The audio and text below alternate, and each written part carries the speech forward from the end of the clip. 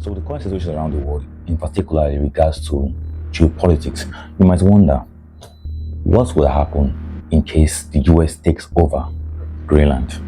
Now, I've analyzed the whole situation and I've come out with a list of possibilities of what will happen in case the US takes over Greenland and annexes it as part of its territory.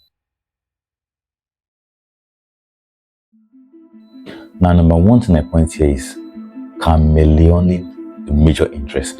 Now, what chameleoning means? In my own term, chameleoning means masking your original true nature, masking your interest, just like the same way a chameleon would mask its coat pattern or its skin color to match the environment so that people will not know what exactly it is, except you sense it through your smell, which most animals, yes, they use their smell, but they need their eyes as well to target the animal and catch it. So now I feel right now the US is in that stage of chameleoning its original interest. And then there'll be a position where they'll come up with their main interest. Now, after chameleoning their interest, right now I think they are in Davos or whatever, discussing on what to do. And after the discussion, I saw some video footage from this discussion where Trump was trying to downplay everything he said. Also, he claimed he is not going to be using military force, and he claims he will never. He said, some people think I would use military force, but I won't do that. But this is the same guy who threatened the world that he would use military force, and he's not ruling out the possibility of using military force to take over Greenland.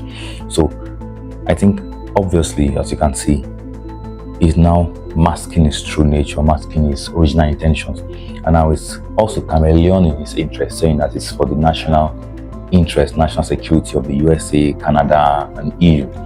So if that's the case, why placing sanctions on them? But that's just by the way. Now, the next point here that will take place is importing soldiers and federal staff to work in different agencies for the new colony. Now, this will only happen if US is given access to own, not just for military joint partnership. No, they want to own it. Now, if they are given this, mind you, for them to be given this right to own Greenland, they need to first chameleon their original interest, their original reason for getting this land. And then they'll be given this land. After they have been given the land, then they will import soldiers and then federal workers to annex this colony properly. What I'll call modern day colonizer, settler, or settler colonizer, whichever way you try to put the word. So they'll do this to gain larger control over this territory. And after they have imported these soldiers, you'll see an importation of machines. But the importation of machines will come later, because when you just get access to this island, they are claiming for security reasons. The next maybe few months, they will import soldiers.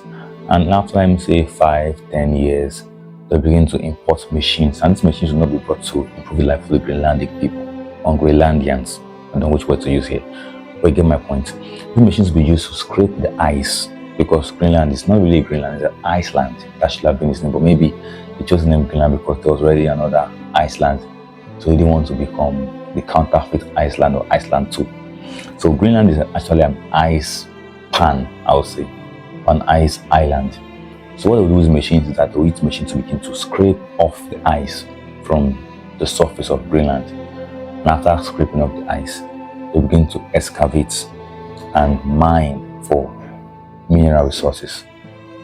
If there are gold there, which I believe there should be, those will be mined.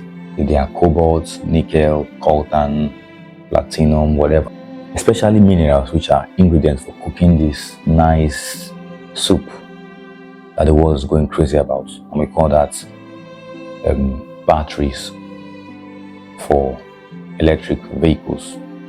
The world now is claiming about climate change and all of that, and everyone is running towards batteries.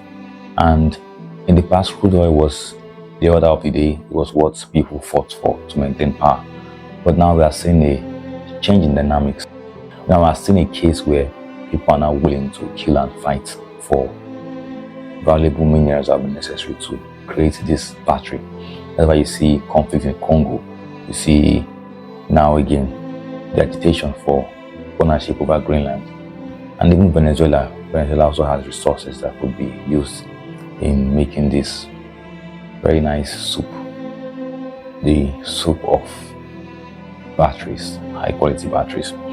Now, if this doesn't go properly, it doesn't go well as planned, the natives would protest because number one, their life had been peaceful, and import all of this might disrupt some of their native lives. And if they're not benefiting economically from it, if you're not employing them, it will be just like the case of Niger Delta in Nigeria, where people are agitating and fighting the big corporations. So the natives here would also fight this big corporation that will come in. And if they should fight too much, the US would relocate them to somewhere else within the US, maybe Puerto Rico, or maybe mainland US, or maybe Alaska, probably. Because Alaska is an ice territory, so they have that similarity in culture. Worst thing is they take them to a hot country, and these people are used to the Arctic. And the only best option I will see now is Alaska. Now, if this thing is not well managed, it would eventually lead to World War III. Because World War III began when Germany began invading neighboring countries and exerting their own political philosophy and their racial, nonsensical philosophy in those countries. And if the same thing happens in USA, in Greenland, if not well managed, it could lead to World War III. It escalates. And after my careful analysis, I've concluded that this is what is most likely going to happen to Greenland if the US takes over control of this territory. But let's see. Let's watch and see and wait to see what the future holds. Thank you. Subscribe to my channel and see you in my next video.